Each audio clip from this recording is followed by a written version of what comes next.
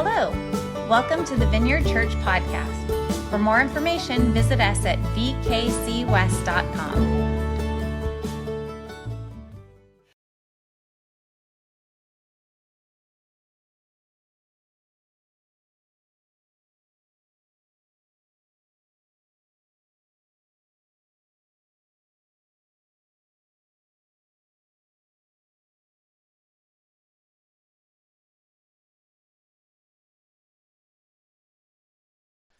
All right. So, thankful. Thankful means to be full of thanks. Let's pray. Right? So, pretty deep, right? But that's what it is. Thankful means to be full of thanks. And I really believe that this one thing can really make or break our lives. That if we're full of thanks, that makes our lives. But if we're empty of thanks, that can truly break our lives. And you might say, well, come on, Cody, really? Yeah, absolutely. If we're full of thanks, our lives are positioned to soar like eagles. But if we're empty of thanks, I believe our lives are positioned to be like roadkill. Splat like roadkill. It just is. You may not have known it, but when you met somebody that was just full of bitterness and hate or anger or just frustration, it may have started because they weren't full of thanks.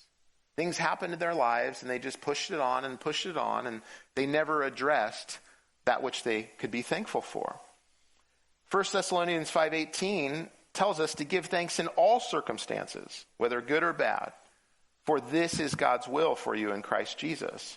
Now, most of us would say, oh no, I'm thankful. I'm thankful. I feel it. Like, I feel thankfulness. It's oozing out of me. I feel thankfulness. The problem is that when we think of thankfulness, we typically think of a feeling. And it's more than a feeling. What band was that? Okay, thank you. Good job. It's more than a feeling. Thankfulness is more than a feeling. Thankfulness, to be full of thanks, means that we actually let the benefit that we've received flow into us.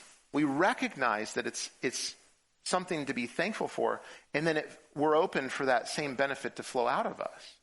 So if someone's shown us kindness, if we're thankful, it's just not, well, that was nice, that feels good. It's that we now position ourselves in such a way that kindness would flow out of our life.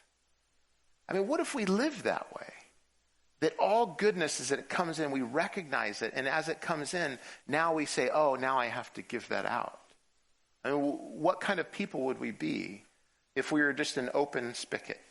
That as we let goodness come in, we let goodness go out. So a dictionary definition of thankful is conscious of benefit received. So I'm conscious that I've received a benefit. You know the saying, God is good. You know that saying? Okay, what's the second part? Sorry? Right? So God is good all the time, right? So the theological term for that is common grace.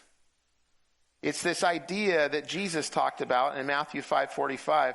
He causes his sun to rise on the evil and the good and sends rain on the righteous and the unrighteous. And so that's common grace, that God pours out his goodness upon all people. All people experience the goodness of God, but not all are thankful. So it's true, this one thing can make or break our lives, because if we're not conscious of benefits received, then we don't experience the goodness of God. Like, we receive it, but we're not conscious of it. And so we're really in danger of missing it all if we miss that.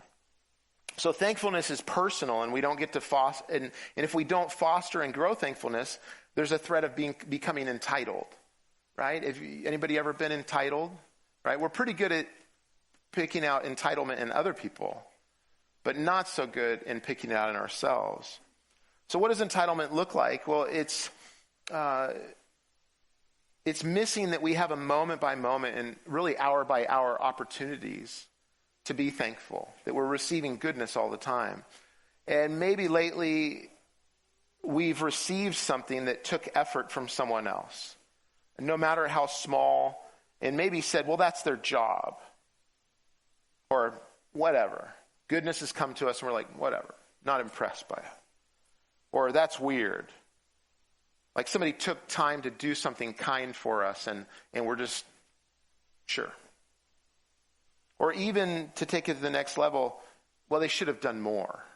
Like maybe I should have gotten more. Like what they did wasn't good enough. That's entitlement.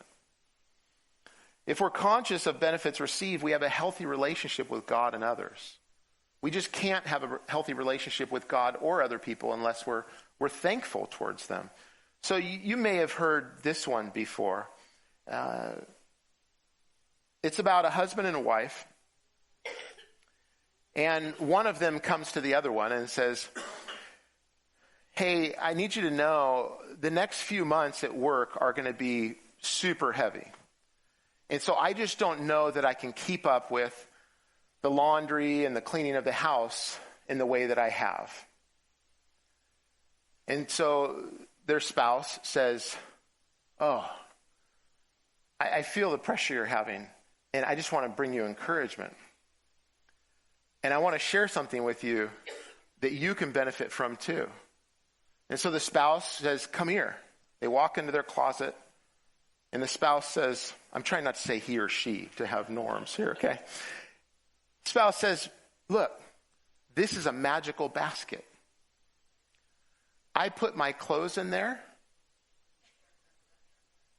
And sometimes I don't even put them in there. I just put them around it. And they're like, within a day or two, those same clothes are clean and folded in my dresser or hung up. And they say, huh? And he goes, yeah, but wait, there's more. Let me show you the sink. When I put my dishes in the sink, I leave them there. It's a magic sink. And it's like, without fail, by the end of the day or the next morning, they're not in there anymore. They're up in the cupboard. So you can do this too. You guys get it? Okay. Why is it so quiet in here? That's funny stuff. Or is it, was there elbows flying? That sort of thing, right? In other words, the person totally missed it. You know, and I was doing that, right? And that's pretty extreme, but we can be that way in relationships with other people, can't we? And so let's find out how to soar instead of splat in our lives and our relationships.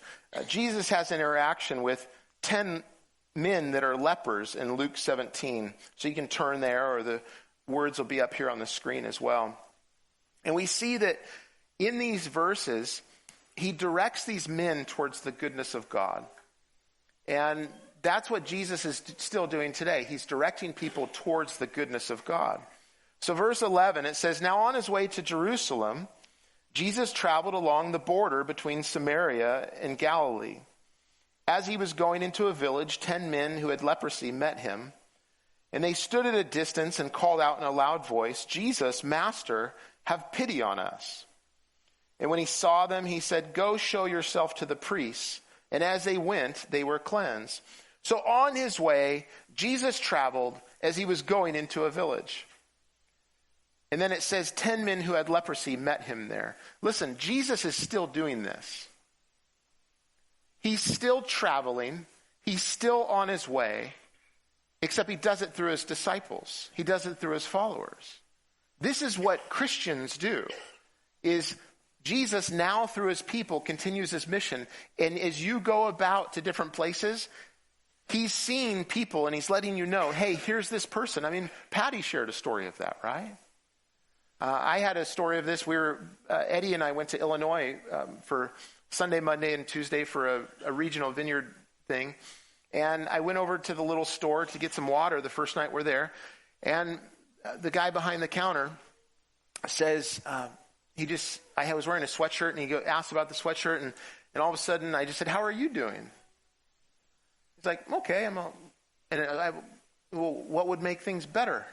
Because I felt like God was doing something in his heart. And he goes, well, I don't know. We started talking. And so we started talking about how when he was young, and nobody else was in the store, so this was good. And when he was young, in other words, there wasn't people behind me. But I've done that too. Because if God's moving, you keep going, right? And so, but I just asked him questions. Yeah, from the time I was really young until I was older, I went to church. And yet I kind of just moved away from God. And so I was able to share with him and encourage him towards Jesus and kind of give him a path to follow with that. See, Jesus is still doing that. He's still meeting people like in their physical needs and their current needs, and then pointing them towards the goodness of God. And so he met and tested them in their calling him master, right? So Jesus is far off. So lepers would have to be a certain distance from people because they wouldn't want to infect others. And if the wind was blowing, they would have to make themselves farther away from people.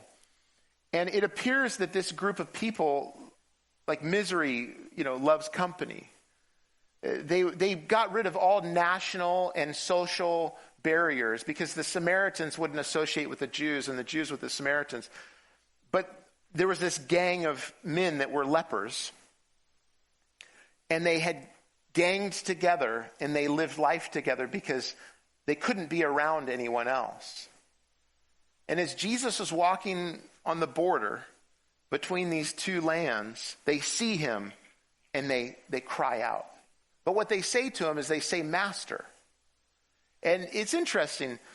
Jesus grabs onto that every time it happens. He's like, oh, really? And I think he does the same thing when you and I maybe say, Lord. He says, oh, really? Am I your Lord? Am I your master? And what he does then is he grabs into our hearts and he does surgery on our hearts. That's why typically, a lot of times we will go to Jesus and we want a transaction, but he's like, hey, let's make this more than it should be. Let's dive deeper into what this could be. Let's go, if I'm really your master, let's look at what you're asking in regards that I'm your master. Or if I'm really your Lord, let's look at that in light of that I'm your Lord.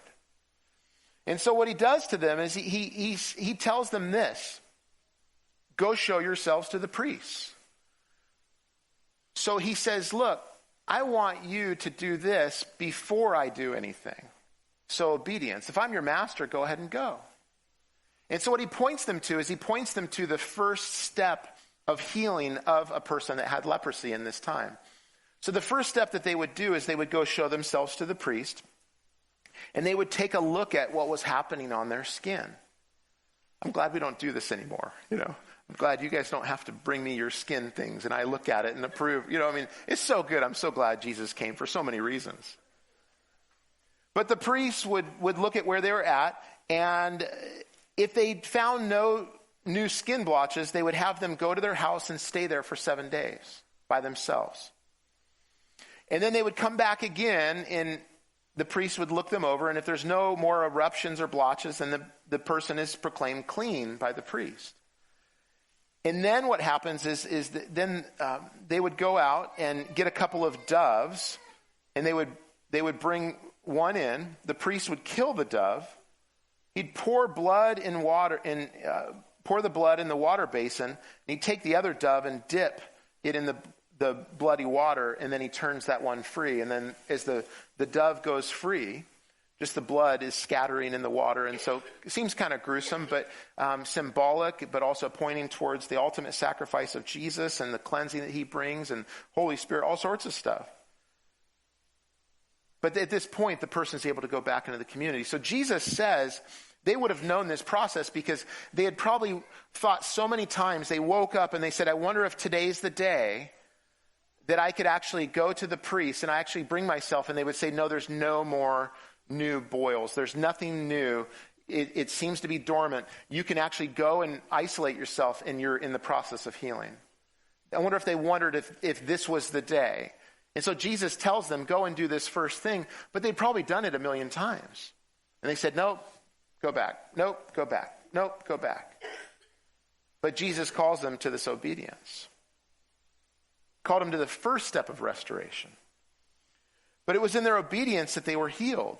It says that as they went, they were cleansed. And so this Greek word here speaks of like physical healing.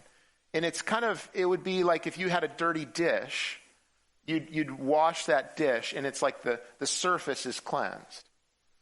And it's the same word that when Jesus spoke against the Pharisees, he says, you clean the outside of the cup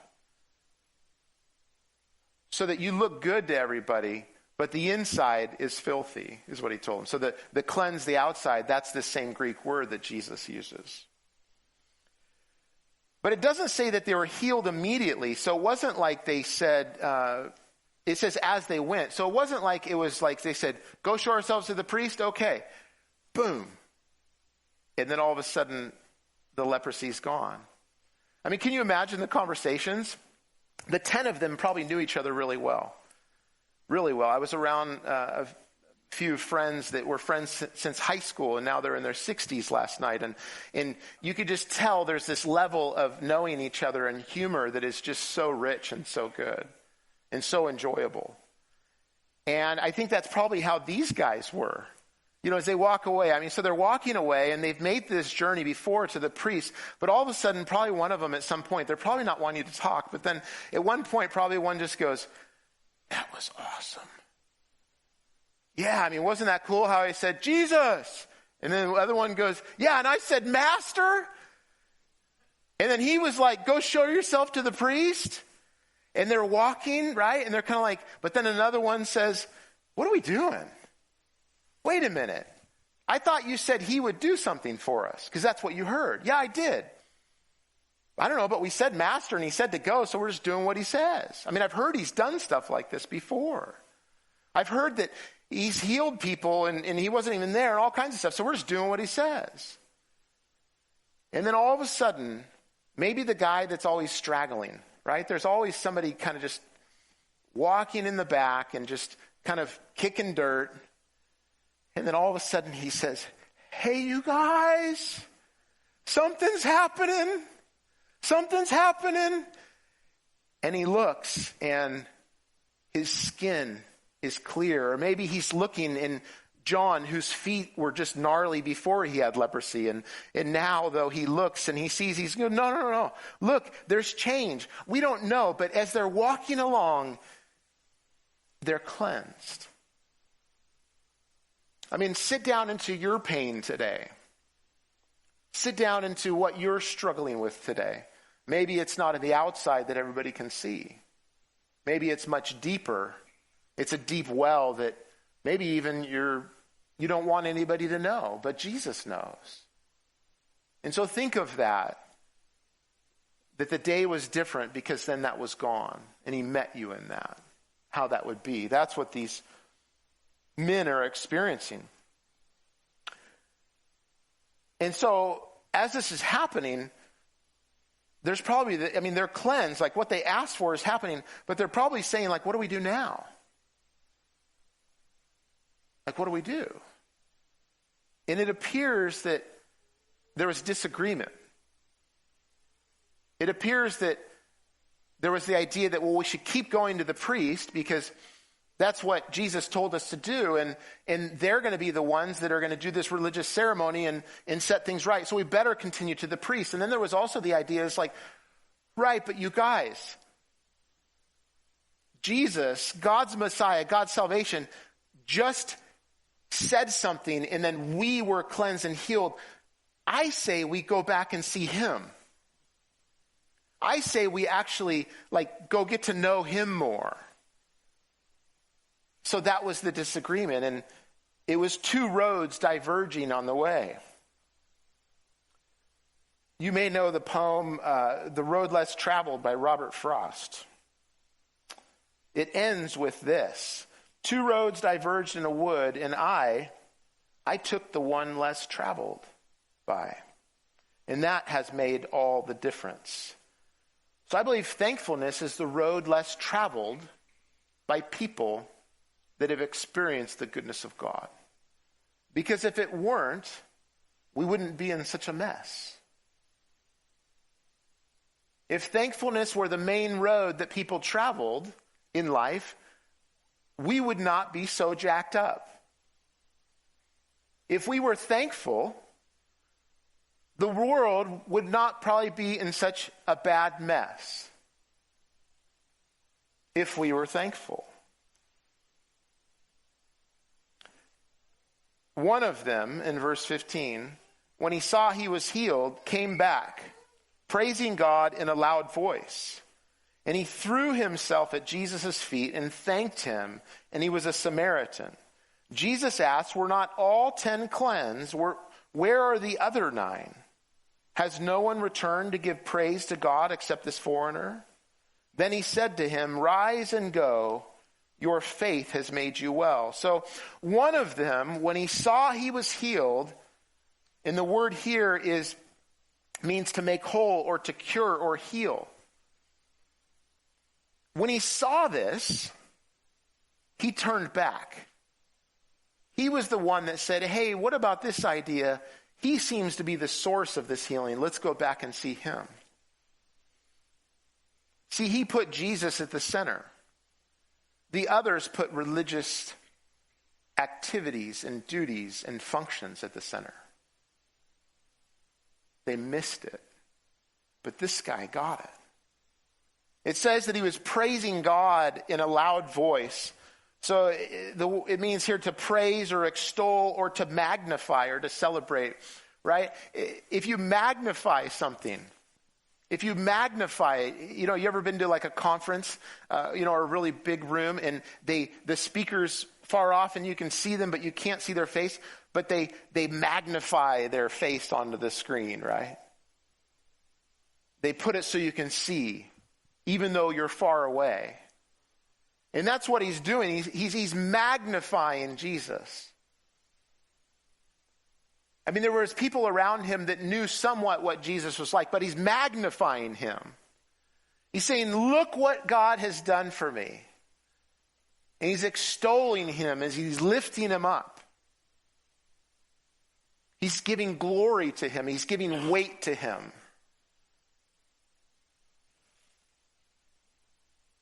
And it says he threw himself at Jesus' feet and thanked him.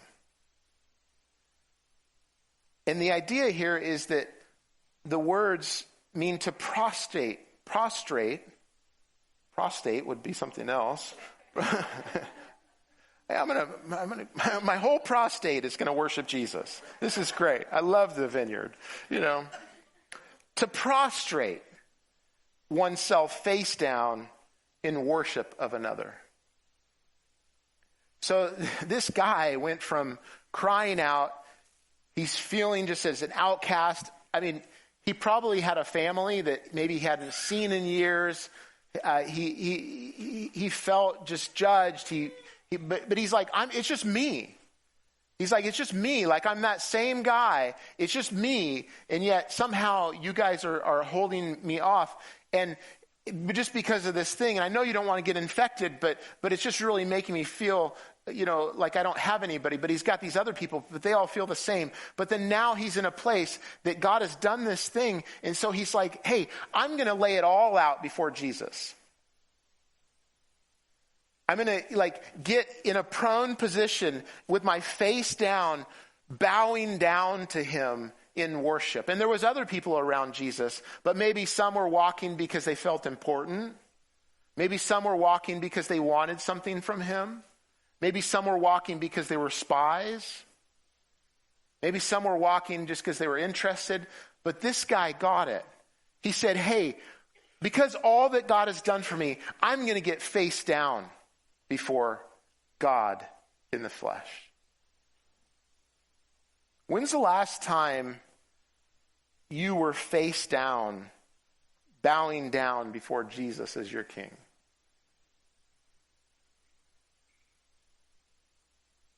Just prostrate before him, thanking him for who he is, worshiping for him for who he is, praising him. And I think there may be some of us that say, well, I don't know that I've ever done that. And that's okay. It doesn't negate anything that God's done in your life. But I would encourage you to regularly and consistently be face down before God. And you say to yourself, well, I don't know.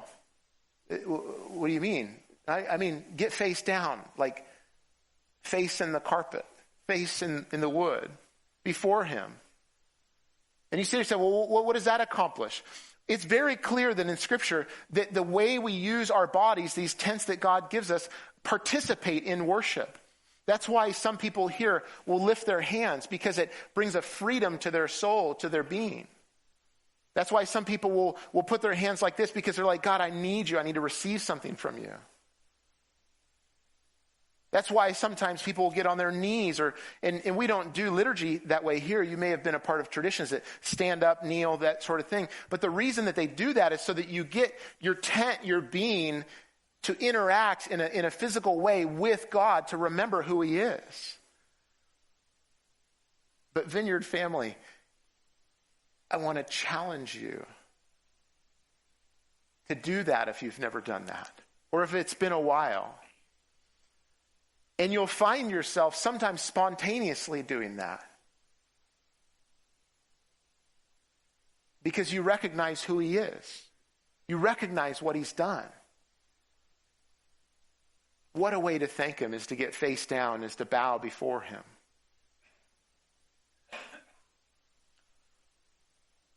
And do it, when you think things are bad. Like you just don't see any other way out. And you maybe even are saying, all right, even if this thing doesn't turn out the way it's going to, that sort of thing, I'm going to worship you, Lord. I'm going to be face down before you, because you are the king. And this issue, this thing, is just a side issue. But I give my whole self to you. Yeah, and do it when things are good too. It's like, Lord, wow, look at my life. Look at what you've given me. Look at how you've shown mercy upon me. Look at how, even though I did all that stupid stuff, I've experienced some consequences, but man, nowhere near what I should have. Thank you for your grace. Thank you for your mercy. Thank you that you come near to us, Jesus. Thank you for your sacrifice. Yeah, so get on your face this week. Get on your face before your king. And for some of us, you say, I don't know. But I mean, is it so weird? I mean, is it so weird when, you go to a Chiefs game or a Royals game or any other thing else, or you go to a concert? I mean, I remember going to the Grateful Dead concert in San Diego in the early 90s and go there. Yeah, everybody is on all sorts of things, but they had this thing that they would do, and it was the weirdest thing I've ever seen in my life. If you're a Deadhead, no offense. But I go to this concert and everybody's dancing the same way in the sports arena in San Diego. And I'm just like, okay, this is strange. But they're all dancing exactly the same way. Why? Because that's what they do. That's what's appropriate. And then we go to the Chiefs game. Oh, right? We have all these traditions of ways. This is what you do with your body. But what do we do with our bodies when it comes to Jesus? We get face down. Because that's what he deserves. And so you may think it's weird to do that with your body. But I will promise you, you will never be the same. Because he'll meet you in a powerful way. And that doesn't mean that necessarily you're going to feel exactly something or that sort of thing. But it means that you're going to get the relationship right. That he's your master. He's your Lord. And it says that this guy was a Samaritan. So Luke's tipping his hat towards the recklessness of it all, towards national and social norms of the day, saying, look, this is all out the door. And then he says this, he says, we're not all 10 cleansed. Where are the other 9? Has no one returned to give praise to God except this foreigner? So Jesus shows his heart for people and to be thankful and to give praise for God. In other words, he's saying, this guy is the only one that's responded in the way that I intended for response to be.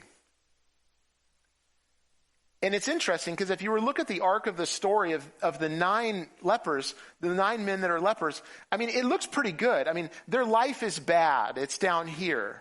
Bad things are happening to them. Life is not good. But then all of a sudden it's like Jesus calls out, go to the, and they're moving up in life, right? And the trajectory of their life is moving up. But then Jesus points it out in such a way that it's like you don't really know how they turn out. You don't know how the story turns out for these 9 because they had a transaction with God, but they didn't have a relationship with God. So were they really changed? It was just the cleaning up of an issue or problem versus a whole life that knows him. And this guy has something different. He points to the insufficiency of transactions with God, where God just gives us what we want or works out a situation, versus a whole life that's wrapped around him. And then Jesus says the most amazing thing to the one guy that came back. He says, "Rise and go, your faith has made you well." And so there's different words used for healing all throughout. There was the one that was used for the 9, which was that physical outside healing. But then the word that he uses for this man, where he says, "Your faith has made you well," the word "well" there is the word sozo. And so there's this progression of, hey, I can do this for you, you're healed, go. Everybody's like, cool. But then the one guy, the word gets more intimate when he says he looked and he saw he was healed. It's more intimate about relationship and goes further. But then all of a sudden, now we get down to pay dirt, where it's not just this outward cleaning up, but his whole being, this word sozo, his body, soul, spirit, his entire person, Jesus is saying, your faith in me has made you whole and well. Not just this leprosy issue, but you're whole in me. Doesn't that sound good? It's what he's still doing. And yet we have to go to this place of thankfulness. Thankfulness is the door for all of this, is to come to him and do that. By the way, something I'm thankful for this week, I was going to share this earlier, and we don't, like when you give, people give things here, we don't tell everybody what everybody else does, because we believe that there's a greater reward in heaven, because that's what Jesus says, for the person person that gives. And so any giving is all anonymous as far as you guys are concerned. But somebody gave us a church van this week. Isn't that awesome? To be able to use for youth events and all sorts of things. So, yeah, give them a hand. You don't know who they are, but yeah, give them a hand. So, isn't that awesome? And so, one person said to me last night, "So you're going to pick people up and everything?" I'm like, "Yeah, sure." And so, but yeah, we may do that. There's youth and people that need to be picked up and that sort of thing. So it's pretty awesome.